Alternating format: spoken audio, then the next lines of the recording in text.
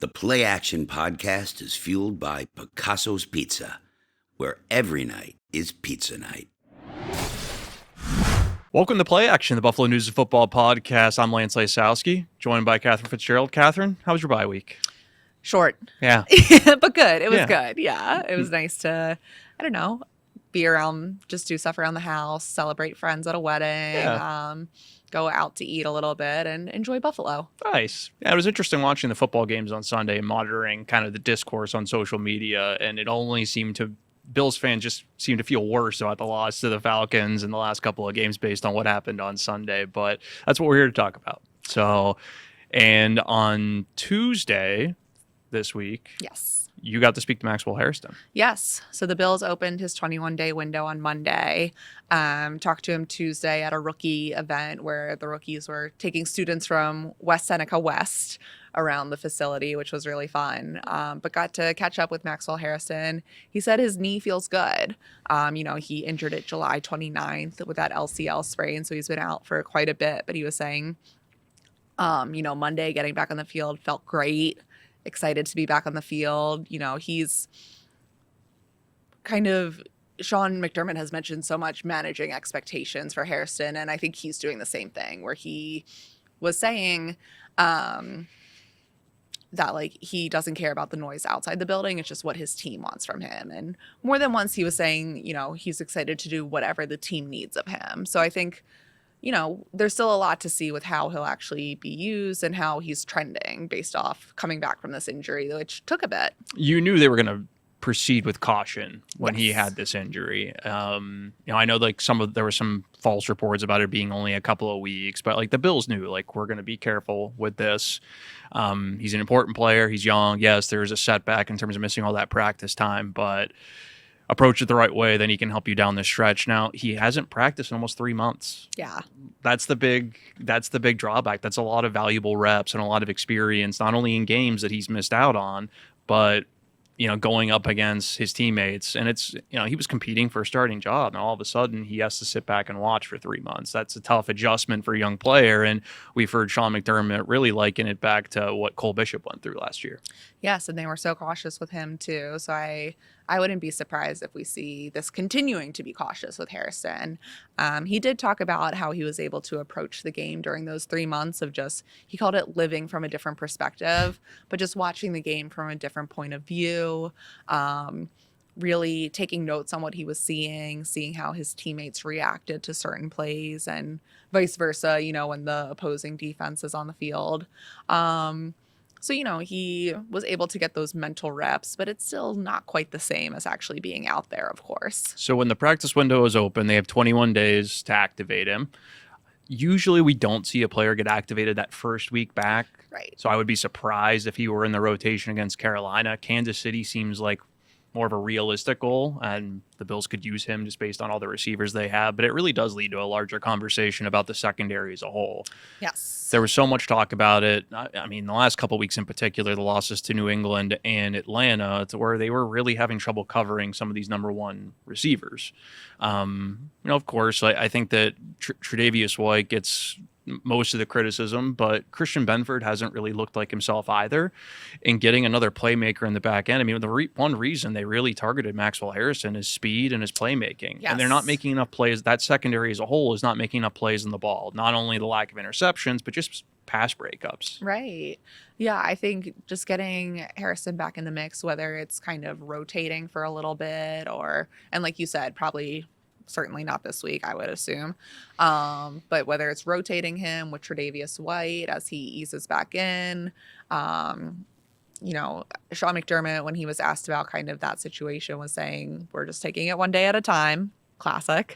But I think Hairston, when he is ready, could be a boost to this defense. For sure. And more depth. I've thought that Taron Johnson's looked better as he's gotten further away from that injury, so they're not using that nickel as often, but he's been pretty good. I think Cam Lewis has done well when he's come into the game for the most part. So that secondary, they really needed to gel, and a big piece of that, of course, is the safeties. And I'm curious to see how they handle those. We saw a little bit of Jordan Poyer in that game, but he's still technically on the practice squad.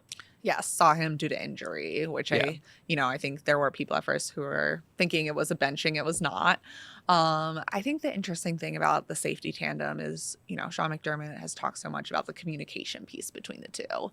And there's so much groundwork of communication between Bishop and Rapp where it'd be interesting if they are to move away from that. But I think, they're not getting exactly what they need out of that pairing right now for a few different reasons. I think the defense as a whole could use some improving. Yes. But, just kind of what are they going to do if they continue to struggle there? Yeah, exactly. And I think they expected some ups and downs from Cole Bishop. He's a young player. It's going to be part of the development. The more surprising aspect is Taylor Rapp, right? Last year, he was so reliable, especially stopping the run, and he's missed more tackles than he had all of last season. So is that due to scheme? Is it due to, they have some new assistant coaches on the staff. Are they teaching it different? Are they trying to accomplish something different? So that is an interesting piece of it because, by all accounts, he's healthy. It's just the execution hasn't been there. But as you pointed out, you could say that for the entire defense.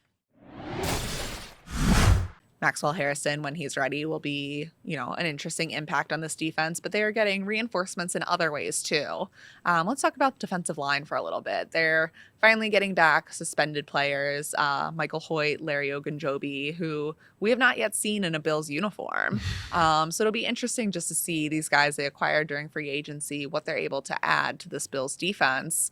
Going to need to knock off a little rust, I'm sure, but they're back. Teammates and coaches were especially excited about Michael Hoecht during training camp. Not only what he brings as that situational pass rusher, but he's a big guy. Like, he's big for a defensive end. Yeah. So you may see him lining up in the middle like they did with Javon Solomon, but Hoyt's more built for that role because they are thin down the middle, even with Larry Ogunjobi coming back. So how they're used, that may help keep Joey Bosa more fresh. You don't have to play him as often. They need more from not only, like, you can sit here and talk about Bosa against the run and this or that, but like Greg Rousseau admittedly has not had a good start to the season. So adding just more pieces there is going to put everybody in a situation to probably get, to play better. And Hoyt's an interesting one. Just, I think not only what he brings talent-wise, but he's an energy guy, and they kind of need that on the defense right now, just considering some of the pieces that are missing. Yeah, when he was joining Buffalo, I had a friend from Los Angeles reach out and be like, oh, he's so energetic. He's going to be so fun to cover. Obviously, we've missed that for the last 6 weeks or so, just with the suspension. But I think, this defense has a lot of great leaders, but some of them are quieter guys. And that's okay. I think there's all different ways to approach how you lead a team. But I think you do every now and then on a defense, especially need someone who's just juiced. Not literally, obviously. Bad phrasing. But I think you need someone who's really amped up, and Michael Hoecht can bring that. Yeah, it's funny. I remember covering the preseason finale in Tampa, and it was the fourth quarter, and they played Hoecht deep into that game because he was going to miss time for the suspension. And he had his reaction to every play was as if it was the playoffs. Yes. And his younger teammates, like undrafted guys like Jimmy Charlo, were just saying how nice it was to have that kind of a veteran on the field. So not only are you that veteran presence on the field from both of these guys is going to make a big difference because they may not have Daquan Jones this weekend, which is a loss that was pretty significant against Atlanta in particular. And we'll see how that looks against a team that, Carolina, they run the ball really well. Yes. So you have to be good up front in this team. Landon Jackson's starting to get some playing time. We'll see what they get from him. And we talked about it last week, I believe it was, that, Deion Walker's made some really great plays, but he's also made some plays that have led to some of these bigger runs. And like the coaching staff, they're trying to work with him on that. And just being able to play him fewer snaps in a game is going to make the world a difference because they weren't planning to play him as much as they've had to the last couple of weeks. 100%. And I think also you hear this coaching staff talk all the time about the rush and coverage working together. And there can be that ripple effect of, if the pass rush gets going, what does that do for the back end? And just, we talk about, again, this defense as a whole. There's room for improvement. And I think it'll be really interesting to see how these guys, Hoecht and Ogunjobi, lead to that. You mentioned the communication piece in our first segment. It's interesting because, when Terrell Bernard went down with that injury against Atlanta, like Shaq Thompson's been really good. Like he's been probably one of the most pleasant surprises on this defense so far this season. But he was the one making those calls, and one side of the defense was playing one coverage, the other side was playing another. And that's the sort of the sort of hiccup that they need to iron out, especially when, like, because not only were they missing Bernard in the second half of that game, but they were down Matt Milano. So when you have fewer veterans on the field, everybody's trying to get on the same, or experienced veterans within this defense, everybody's trying to get on the same page, and you can't afford to do that in the NFL nowadays. A 1:00 game on Sunday, Catherine. Woo! You love to see it, but a very different looking 1:00 game than the one we expected the last time we spoke. Right. I mean, they're not going to have Bryce Young, the Carolina Panthers, that is. So the Bills get Andy Dalton.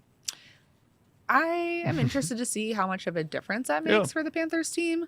That is not a knock on Bryce Young necessarily. It's more just the way this team is constructed. I think Dalton can step in and there won't be as much of a drop off as you might see with a different team's backup quarterback. But either way, it's like you said, for the Panther side, it's a different game than we were talking about even a week ago. But for the Bills too, I think it's just kind of maybe a few weeks ago, we'll go back when we were looking at this game. It was like, oh, they'll, coast to the bye and then they'll have the Panthers. And now it's like, Panthers are 4-3. They're weird. Yeah, they are. I don't think they know what kind of team they are exactly yet. And that can be problematic for the Bills. Yeah, they have a very good offensive line. That's really the strength of this team. Their running game has been very good. They're going to use two backs, Rico Dowdle and Chuba Hubbard. But without Bryce Young, a mobile quarterback, how does that impact their run game? Yes. It makes them a little bit more predictable. And the Bills, they've had some struggles against guys who can get out of the pocket. Well, Andy Dalton's not getting out of the pocket. So in some ways, that will help the Bills. But I am curious because Dalton, yes, is a thrower with a pretty good receiving core.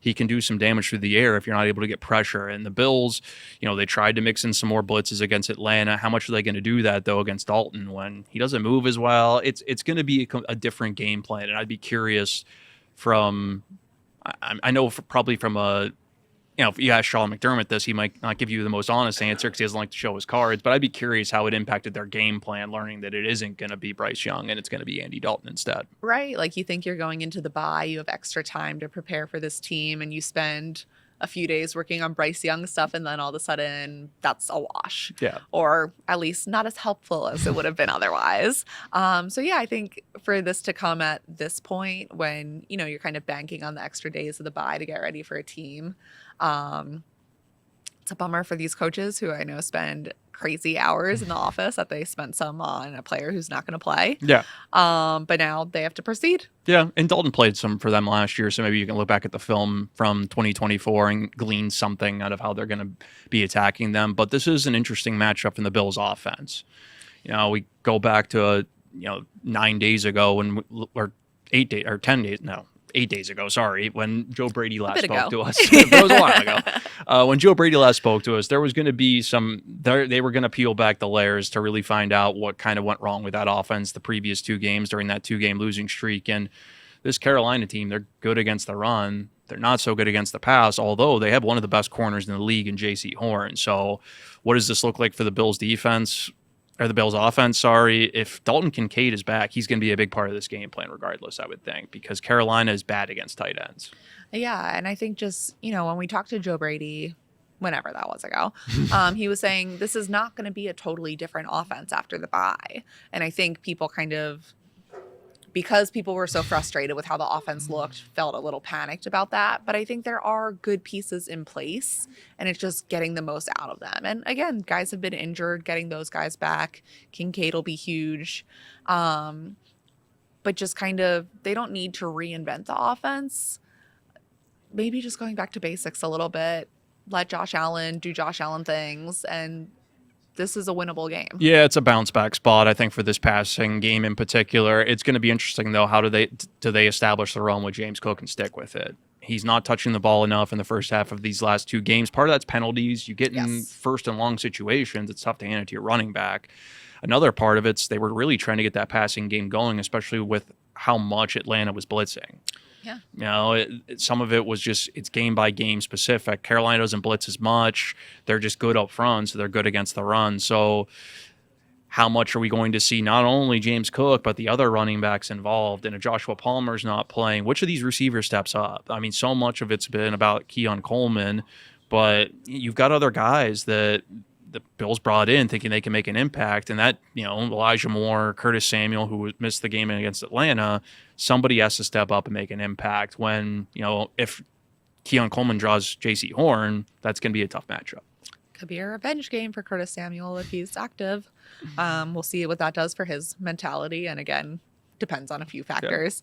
But yeah, I think just kind of this offense has needed guys to make those plays that they just haven't been having. And it's putting too much on Josh Allen in some ways where, he's able to make magnificent plays, but I think he just hasn't had the options he's needed. Yeah, and the offensive line, and I think some of this is just guys like Connor McGovern's, he's been playing hurt, and it's been noticeable. I mean, not only did he suffer a hand injury against New England, but I think it was knee against Atlanta, and he's so important to what they do. And it's the entire line. It's not just one person. That group just hadn't played as well the last two games.